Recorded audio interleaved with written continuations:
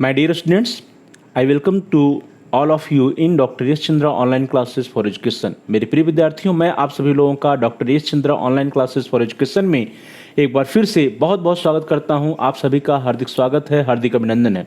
प्रिय विद्यार्थियों, आपका जो अनिवार्य प्रश्न पत्र है राष्ट्र गौरव, पर्यावरण एवं मानवाधिकार अध्ययन, इससे संबंधित महत्वपूर्ण मल्टीपल चॉइस क्वेश्चंस का हम सभी लोग अभ्यास कर रहे हैं। अभी तक हम सभी लोगों ने 260 एमसीक्यूज का प्रैक्टिस किया है, अभ्यास किया है, और उसी सीरीज में, उसी श्रृंखला में आज के इस क्लास में, इस वीडियो में अन्य 20 महत्वपूर्ण मल्टीपल चॉइस क्वेश्चंस का अभ्यास करेंगे, अन्य 20 महत्वपूर्ण प्रश्नों को देखेंगे।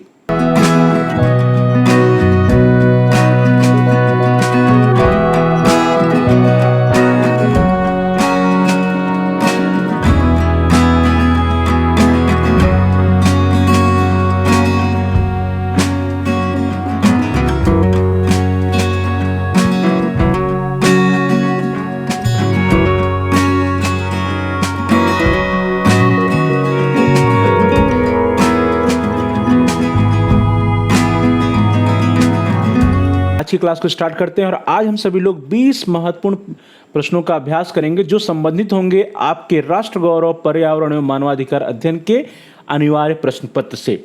आज के लिए पहला प्रश्न, क्वेश्चन नंबर 261, प्रश्न संख्या 261 आपकी स्क्रीन पर। प्रश्न है, किस अनुच्छेद के तहत 14 वर्ष से कम उम्र के बच्चों को कारखानों, खदानों या अन्य किसी खतरनाक जोखिमपूर्ण कार्य में या काम में नहीं लगाया जा सकता है? और आपके विकल्प हैं, ऑप्शंस हैं, ए अनुच्छेद 20 या आर्टिकल 20, बी अनुच्छेद 22, सी अनुच्छेद 24 और डी अनुच्छेद 26। मीन्स आर्टिकल 20, आर्टिकल 22, आर्टिकल 24 या article 26।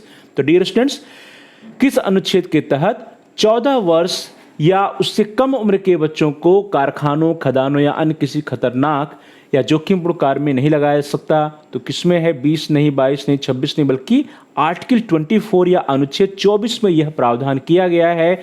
So here the option C is right option, article 24 या अनुच्छेद 24। Article 24 prohibition of employment of children in factories etc constitution of India. Means भारत का जो कॉन्स्टिट्यूशन है उसका आर्टिकल 24 जो है वो कहता है prohibition of employment of children in factories में या अन्य जोखिमपूर्ण कार्यों में ऐसे चिल्ड्रेन को या ऐसे बच्चों को नहीं लगाया जा सकता जिसकी उम्र 14 वर्ष से कम है। No child below the age of 14 years shall be employed to work in any factory और माइन और engaged in any other hazardous employment. Now the next question, question number 262, प्रश्न संख्या 262।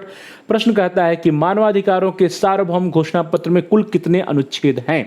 कुल कितने आर्टिकल्स हैं मानवाधिकार के सार्वभौम घोषणा पत्र में? और आपके विकल्प हैं, ए 12, बी 25, सी 30 एंड डी 35। तो डियर स्टूडेंट्स, मानवाधिकार की जो सार्वभौम घोषणा पत्र, उसमें कितने कुल आर्टिकल्स हैं, कितने अनुच्छेद हैं? 12 नहीं, 25 नहीं, 35 नहीं, बल्कि टोटल 30 आर्टिकल्स हैं, 30 आर्टिकल हैं। So here the C option is the right option.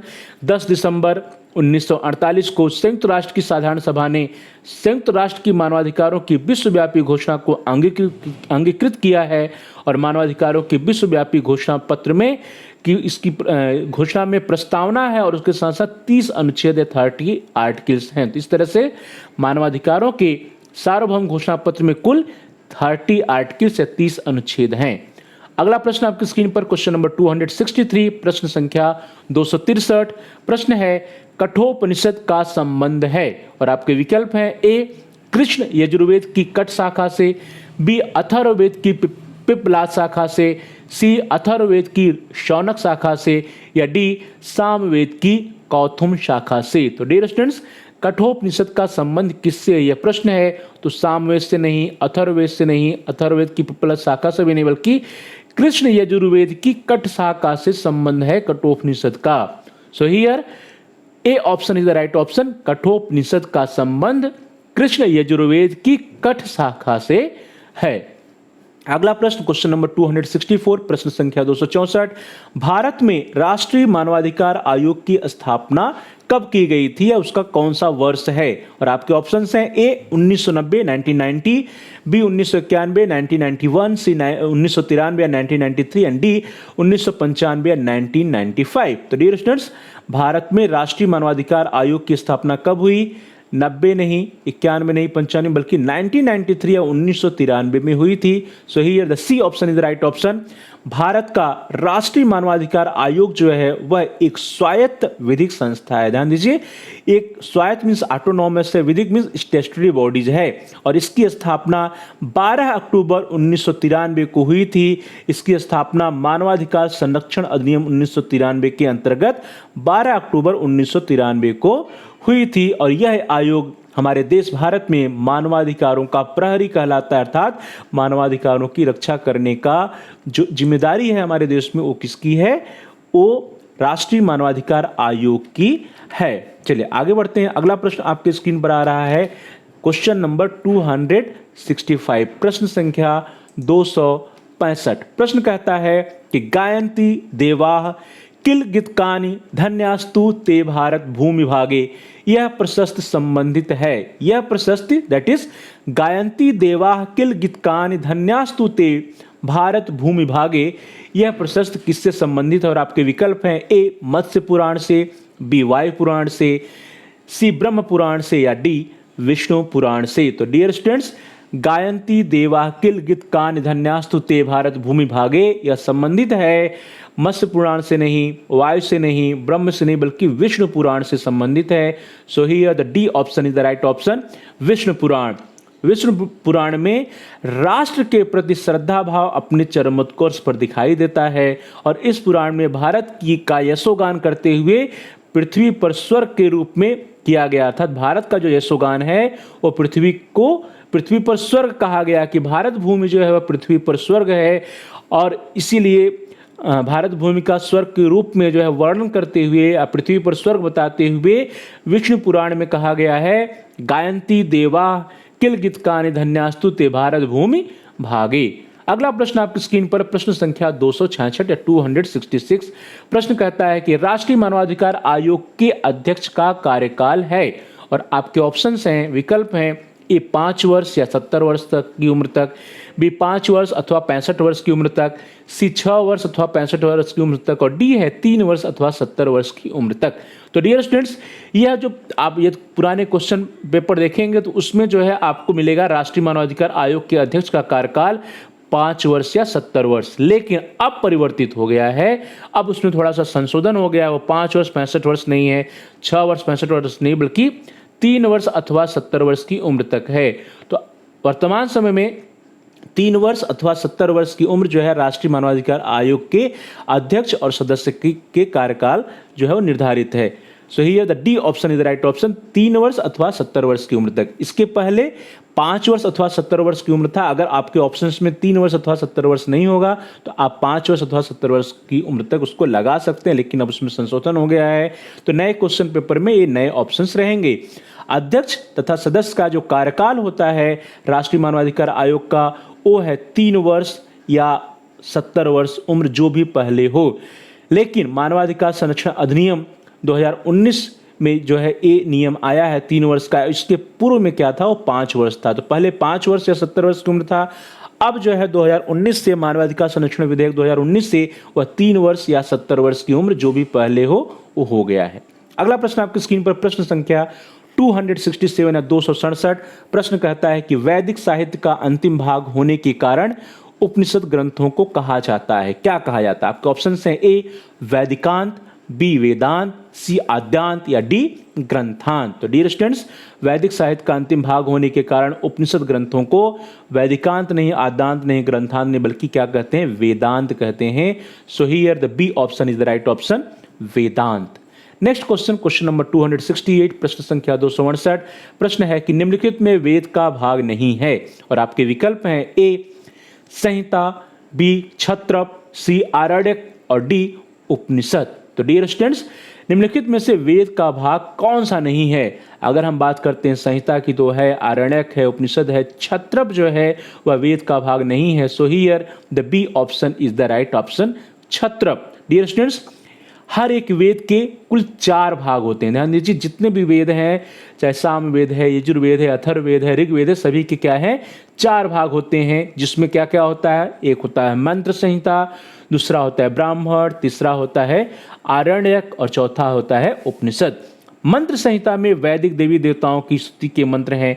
ब्राह्मण में वैदिक कर्मकांड और यज्ञों का वर्णन है। आरण्यक में कर्मकांड और यज्ञों की रूपक कथाएं और तत्संबंधी दार्शनिक व्याख्याएं और उपनिषद में वास्तविक वैदिक दर्शन का सार है। तो इस तरह से वेद के भाग कौन नहीं है? क्षत्रप है। क्षत्रप के अलावा मंत्र संहिता, ब्राह्मण, आरण्यक और उपनिषद सभी क्या है? वेद के भाग हैं। नेक्स्ट क्वेश्चन, क्वेश्चन नंबर 269, प्रश्न संख्या 269। प्रश्न है कि राष्ट्रीय मानवाधिकार आयोग के अध्यक्ष एवं सदस्यों को कौन हटा सकता है? और आपके विकल्प हैं ए प्रधानमंत्री, बी उच्चतम न्यायालय का मुख्य न्यायाधीश, सी राष्ट्रपति या डी लोकसभा अध्यक्ष। तो डियर स्टूडेंट्स, राष्ट्रीय मानवाधिकार आयोग के अध्यक्ष और उसके सदस्यों को कौन हटा सकता है? प्रधानमंत्री नहीं, मुख्य न्यायाधीश नहीं और लोकसभा अध्यक्ष भी नहीं हटा सकता, बल्कि राष्ट्रपति ही नियुक्ति करता है और राष्ट्रपति ही उनको हटा सकता है। So here C option is the right option. जो प्रेसिडेंट ऑफ इंडिया है वही राष्ट्रीय मानवाधिकार आयोग के अध्यक्ष एवं सदस्यों को हटा सकता है। राष्ट्रीय मानवाधिकार आयोग के अध्यक्ष एवं सदस्यों को अपने पद से केवल उसी दशा में राष्ट्रपति के आदेश द्वारा हटाया जाएगा जब वह सिद्ध कदाचार अथवा असमर्थता युक्त हो, और इस संबंध में मामला राष्ट्रपति द्वारा जांच हेतु उच्चतम न्यायालय को निर्दिष्ट किया जाएगा। अर्थात उच्चतम न्यायालय में उसकी जांच होगी और हटाने का आदेश सिर्फ और सिर्फ राष्ट्रपति के द्वारा दिया जा सकता है। अगला प्रश्न आपकी स्क्रीन पर क्वेश्चन नंबर 270 या प्रश्न संख्या 270। प्रश्न है राज्य मानवाधिकार आयोग के अध्यक्ष एवं सदस्यों को कौन हटा सकता है? और इसके विकल्प हैं आपके ए प्रधानमंत्री, बी राज्यपाल, सी राष्ट्रपति या डी लोकसभा अध्यक्ष। ध्यान दीजिए डियर स्टूडेंट्स, जो स्टेट का मानवाधिकार आयोग है या राज्य का मानवाधिकार आयोग है उसके मेंबर्स को, उसके प्रेसिडेंट या अध्यक्ष को कौन हटा सकता है? प्रधानमंत्री नहीं हटा सकता, राज्यपाल नियुक्ति तो कर सकता है लेकिन वो हटा नहीं सकता, लोकसभा अध्यक्ष भी नहीं हटा सकता। कौन हटाएगा? उसको भी सिर्फ और सिर्फ राष्ट्रपति ही हटा सकता है। प्रेसिडेंट ऑफ इंडिया ही राज्य मानवाधिकार आयोग के अध्यक्ष एवं सदस्यों को हटा सकता है। So here the C option is the right option. राज्य मानवाधिकार आयोग के अध्यक्ष और अन्य सदस्य राज्यपाल द्वारा तो नियुक्त किए जाते हैं, मीन्स नियुक्ति उनकी जो है राज्यपाल करता है, लेकिन केवल राष्ट्रपति द्वारा ही उनको उनके पद से हटाया जा सकता है, राज्यपाल द्वारा नहीं। राज्यपाल उनको नहीं हटा सकता, केवल और केवल राष्ट्रपति ही उनको उनके पदों से हटा सकता है। नेक्स्ट क्वेश्चन, क्वेश्चन नंबर 271, प्रश्न संख्या 271। प्रश्न है कि भारत के राष्ट्र चिन्ह का बोध वाक्य है, और ऑप्शन है आपके ए तमसो मा ज्योतिर्गमय, बी सत्यमेव जयते, सी वसुधैव कुटुंबकम या डी अहिंसा परमो धर्म। डियर स्टूडेंट्स, भारत के राष्ट्र चिन्ह का बोध वाक्य क्या है? तमसो मा ज्योतिर्गमय नहीं है, वसुधैव कुटुंबकम भी नहीं है, अहिंसा परमो धर्म भी नहीं है, क्या है? सत्यमेव जयते है। So here the B option is the right option.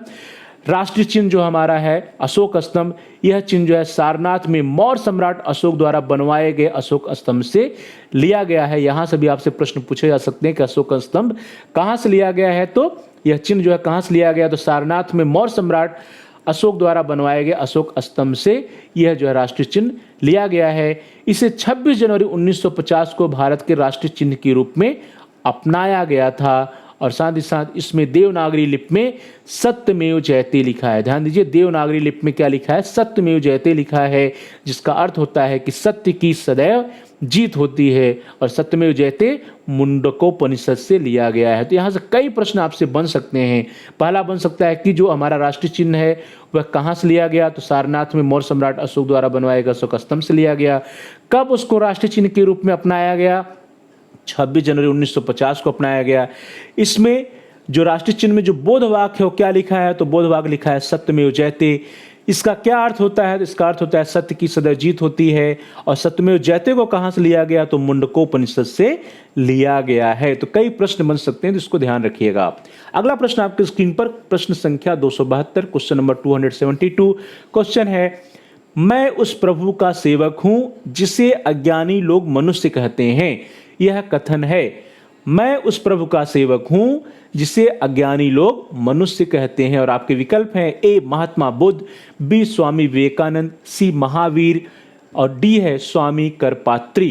तो महात्मा बुद्ध का स्टेटमेंट है, स्वामी विवेकानंद का, कि महावीर का या स्वामी करपात्री का स्टेटमेंट है, मैं उस प्रभु का सेवक हूं जिसे अज्ञानी लोग मनुष्य कहते हैं। तो किसने कहा? बुद्ध नहीं, महावीर नहीं, करपात्री, बल्कि यह स्टेटमेंट या कथन जो है वो स्वामी विवेकानंद जी का है। So here the B option is the right option.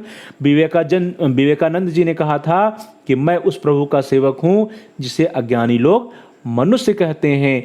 Vivekananda ने मानवता को सबसे बड़ा धर्म बताया। ह्यूमैनिटी को या मानवता को विवेकानंद जी ने सबसे बड़ा धर्म बताया था और उन्होंने कहा था कि मानवता ही धर्म का आधार है। ध्यान दीजिए, मानवता ह्यूमैनिटी ही क्या है? धर्म का आधार है। इंसानों की सेवा से बड़ा दूसरा कोई अच्छा कर्म नहीं हो सकता है। तो मानवता ही धर्म का आधार है और इंसानों की सेवा से बड़ा कोई दूसरा धर्म नहीं होता है। ये विवेकानंद जी का कथन है, उनका मानना है। उन्होंने कहा था कि मैं उस प्रभु का सेवक हूं जिसे अज्ञानी लोग मनुष्य कहते हैं। अगला प्रश्न, क्वेश्चन नंबर 273, प्रश्न है निम्न में से किसकी स्थापना मानवाधिकार संरक्षण कानून 1993 के तहत किया गया था? और आपके विकल्प हैं ए राष्ट्रीय महिला आयोग का, बी राष्ट्रीय अनुसूचित जात आयोग का, सी राष्ट्रीय अनुसूचित जनजाति आयोग का, या डी राष्ट्रीय मानवाधिकार आयोग का। तो डियर स्टूडेंट्स, जो मानवाधिकार संरक्षण कानून 1993 के तहत किसी की स्थापना की गई? महिला आयोग नहीं, अनुसूचित जाति नहीं, अनुसूचित जनजाति नहीं, बल्कि राष्ट्रीय मानवाधिकार आयोग की स्थापना जो मानवाधिकार संरक्षण कानून 1993 था उसके तहत किया गया। सो here the D option is the right option. राष्ट्रीय मानवाधिकार आयोग जो है वह एक स्वायत्त विधिक संस्था है जिसकी स्थापना 12 अक्टूबर 1993 को मानवाधिकार संरक्षण अधिनियम 1993 के अंतर्गत किया गया था।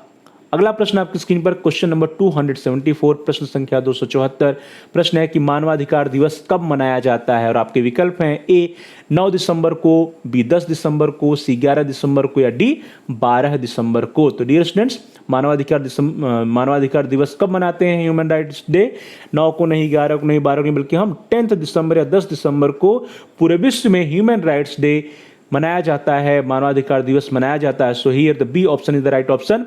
10 दिसंबर को अंतरराष्ट्रीय मानवाधिकार दिवस या इंटरनेशनल ह्यूमन राइट्स डे मनाया जाता है। संयुक्त राष्ट्र ने 1948 में 10 दिसंबर को मानवाधिकार दिवस घोषित किया था और जिसका उद्देश्य विश्व भर के लोगों को मानवाधिकारों के प्रति जागरूक करना और इसके पालन के प्रति सजग रहने का संदेश देना था। तो विश्व के समस्त लोगों को मानवाधिकारों के प्रति जागरूक करने, उनको अवेयर करने और इसका पालन करने के प्रति उनको सजग रहने के उद्देश्य से प्रतिवर्ष 10 दिसंबर को इंटरनेशनल ह्यूमन राइट्स डे या अंतर्राष्ट्रीय मानवाधिकार दिवस मनाया जाता है। अगला प्रश्न आपकी स्क्रीन पर प्रश्न संख्या 275, क्वेश्चन है चातुर्वर्ण्यम मया सृष्टम गुण कर्म विभागशः गीता में यह कथन है। ध्यान दीजिए, चातुर्वर्ण्य मया सृष्टम गुण कर्म विभागशः गीता में यह स्टेटमेंट या कथन किसका है? आपके ऑप्शंस हैं ए अर्जुन का, बी युधिष्ठिर का, सी कृष्ण का, या डी अभिमन्यु का। तो चातुर्वर्ण्य मया सृष्टम गुण कर्म विभागशः यह स्टेटमेंट अर्जुन का नहीं, युधिष्ठिर नहीं, अभिमन्यु नहीं, बल्कि किसका है? भगवान श्री कृष्ण का है। So here the C option is the right option. Shri Krishna ने इस श्लोक में कहा है कि मनुष्यों के गुणों और कर्मों के अनुसार मेरे द्वारा 4 वर्णों की रचना की गई है। चातुर्वर्ण मया सृष्टम गुण कर्म विभाग से, अर्थात मेरे द्वारा मनुष्यों के गुणों और उनके कर्मों के अनुसार 4 वर्णों की रचना की गई है। अगला प्रश्न आपकी स्क्रीन पर प्रश्न संख्या 276, क्वेश्चन बहुत ही इंपॉर्टेंट है, अधिकांशतः पूछा जाता है कि राज्य के नीति निर्देशक सिद्धांत कहां से लिए गए हैं या कहां से लिया गया है या किस देश के संविधान से लिया गया है? विकल्प है आपके ए अमेरिका के संविधान से, बी फ्रांसीसी संविधान से, सी आयरलैंड के संविधान से, या डी कनाडा के संविधान से। तो डियर स्टूडेंट्स, राज्य के नीति निर्देशक सिद्धांत कहां से लिए गए हैं? अमेरिका से नहीं, फ्रांस से नहीं, कनाडा से नहीं, बल्कि आयरलैंड के संविधान से लिया गया है। So here the C option is the right option, Ireland के संविधान से। राज्य के नीति निर्देशक सिद्धांत का वर्णन संविधान के भाग 4 में अनुच्छेद 36 से लेकर के 51 तक किया गया है और इसे आयरलैंड के संविधान से लिया गया है। अगला प्रश्न आपकी स्क्रीन पर क्वेश्चन नंबर 277, प्रश्न संख्या 277, प्रश्न है कि भारतीय संविधान के किस अनुच्छेद द्वारा बाल मजदूरी को प्रतिबंधित किया गया है? और आपके विकल्प हैं ए अनुच्छेद 30, बी अनुच्छेद 20, सी अनुच्छेद 25, या डी अनुच्छेद 24। तो डियर स्टूडेंट्स, भारतीय संविधान के किस अनुच्छेद द्वारा बाल मजदूरी को प्रतिबंधित किया गया है? 30 नहीं, 25 नहीं, 20 नहीं, बल्कि आर्टिकल 24 या अनुच्छेद 24 के द्वारा बाल मजदूरी को प्रतिबंधित किया गया है। तो here D option is the right option. अनुच्छेद 24 कहता है कि कारखानों आदि में बालकों के नियोजन पर रोक रहेगी, अर्थात 14 वर्ष से कम आयु के किसी भी बच्चे को कारखाने या खान में काम करने के लिए नियोजित नहीं किया जाएगा या किसी अन्य खतरनाक काम में उनको नहीं लगाया जाएगा जिनकी उम्र 14 वर्ष या उससे कम है। अगला प्रश्न आपकी स्क्रीन पर प्रश्न संख्या 278, क्वेश्चन नंबर 278। प्रश्न है कि राष्ट्र का प्रथम उल्लेख किस ग्रंथ में मिलता है? और आपके विकल्प हैं ए ऋग्वेद में, बी सामवेद में, सी अथर्ववेद में और डी यजुर्वेद में। तो राष्ट्र का प्रथम उल्लेख किस में मिलता है? अथर नहीं, साम नहीं, यजुर नहीं, बल्कि ऋग्वेद में मिलता है। So here the A option is the right option, Rigveda में। अगला प्रश्न आपकी स्क्रीन पर क्वेश्चन नंबर 279, बहुत इंपॉर्टेंट क्वेश्चन है। प्रश्न है कि राष्ट्रीय महिला आयोग की वर्तमान अध्यक्ष हैं और आपके विकल्प हैं A doctor Purnima Advani, B Sushri Mamta Sharma, C doctor Girija Vyas and D Shrimati Rekha Sharma. तो डियर स्टूडेंट्स, राष्ट्रीय महिला आयोग की वर्तमान में मीन्स इस समय अध्यक्ष कौन है? तो अडवाणी जी नहीं है, व्यास जी नहीं है, ममता शर्मा नहीं है, बल्कि कौन है? श्रीमती रेखा शर्मा जी राष्ट्रीय महिला आयोग की वर्तमान में अध्यक्ष हैं। So here D option is the right option. केंद्र सरकार ने रेखा शर्मा को राष्ट्रीय महिला आयोग के अध्यक्ष के रूप में 3 साल के एक और कार्यकाल के लिए नामित किया है और यह उनका कार्यकाल 7 अगस्त 2021 से प्रभावी होगा। अर्थात 21 से लेकर के 24 तक जो है राष्ट्रीय महिला आयोग की वो वर्तमान अध्यक्ष रहेंगी। इसके पूर्व भी वही राष्ट्रीय महिला आयोग की अध्यक्ष थी जब उनका कार्यकाल 2018 से 2021 था। 2018 से 21, 2021 से 24 में राष्ट्रीय महिला आयोग की जो अध्यक्ष है वो कौन है? श्रीमती रेखा शर्मा हैं। तो वर्तमान समय में राष्ट्रीय महिला आयोग की अध्यक्ष कौन है? श्रीमती रेखा शर्मा है। अगला प्रश्न आपकी स्क्रीन पर प्रश्न संख्या 280, क्वेश्चन नंबर 280। प्रश्न है कि राष्ट्र गौरव के तत्व क्या हैं? और आपके विकल्प हैं ए राष्ट्र की संस्कृति, बी राष्ट्र की सभ्यता, सी राष्ट्र की एकता एवं अखंडता और डी उपर्युक्त सभी। तो डियर स्टूडेंट्स, राष्ट्र गौरव के जो तत्व हैं उसमें राष्ट्र की संस्कृति भी आती है, राष्ट्र की सभ्यता भी आती है और राष्ट्र की एकता और अखंडता भी आती है। So here the D option is the right option. जो डी विकल्प है आपका सही है। तो प्रिय विद्यार्थियों, इस तरह से हम सभी लोगों ने आज की इस क्लास में, इस वीडियो में आपका जो अनिवार्य प्रश्न पत्र है मानवाधिकार, राष्ट्र गौरव और पर्यावरण अध्ययन, इससे संबंधित 20 महत्वपूर्ण मल्टीपल चॉइस क्वेश्चंस का हम सभी लोगों ने अभ्यास किया। अगले क्लास में, अगले वीडियोज में अन्य 20 प्रश्नों के साथ हम जल्द ही मिलेंगे। तब तक के लिए आपका बहुत बहुत धन्यवाद। Thanks for watching. Thanks to all of you. Please like, share and comment on the video. Dear students, आप इस वीडियो को लाइक कीजिए और इस वीडियो को अधिक से अधिक अपने फ्रेंड सर्किल में, मित्रों के साथ, सहपाठियों के साथ शेयर कीजिए, जिससे कि वे भी इस वीडियो का लाभ उठा सकें, उनका भी अध्ययन कार्य सुचारू रूप से आगे बढ़ सके। और साथ ही साथ आप इस वीडियो में कमेंट्स भी कर सकते हैं। कमेंट्स के द्वारा यदि आपका कोई बहुमूल्य सुझाव है या कोई प्रश्न है या कोई समस्या है तो आप हम तक पहुंचाइए। हम आपके प्रश्नों का उत्तर देने का प्रयास करेंगे, आपकी समस्याओं का समाधान करने का प्रयास करेंगे और साथ ही साथ जो भी आपके महत्वपूर्ण सुझाव होंगे उन सुझावों पर अनुपालन भी करने का प्रयास करेंगे। So please like, share and comment on the video. Also subscribe the channel. आप सभी प्रिय विद्यार्थियों में से जिन लोगों ने चैनल को सब्सक्राइब नहीं किया है, कृपया आप चैनल को सब्सक्राइब कर लीजिए, जिससे कि आप अपने कोर्स से रिलेटेड सभी एजुकेशनल वीडियोस को आसानी से प्लेलिस्ट में जाकर के सर्च कर पाएँ, ढूंढ पाएँ, देख पाएँ। इसके लिए जरूरी है कि चैनल को सब्सक्राइब कीजिए और साथ ही साथ जहाँ पर सब्सक्राइब लिखा है उसके बगल में एक बेल का आइकन है, उसको प्रेस कीजिए। उसको दबाने पर कुछ ऑप्शंस आते हैं, उसमें से आप ऑल के ऑप्शन को सिलेक्ट कर लीजिए। इससे यह होगा कि आपके कोर्स से रिलेटेड जितने भी नए एजुकेशनल वीडियो जाएंगे उसकी नोटिफिकेशन, उसकी सूचना आपको समय से मिल जाएगी और आपका कोई भी वीडियो मिस नहीं होगा। तो प्रिय विद्यार्थियों, thanks for watching. Thanks to all of you. Please like, share and comment on the video. Also subscribe the channel and press the bell icon all. जल्दी मिलते हैं अगली क्लास में, अगली वीडियोज में अन्य 20 इंपॉर्टेंट क्वेश्चन के साथ। तब तक के लिए बहुत बहुत धन्यवाद।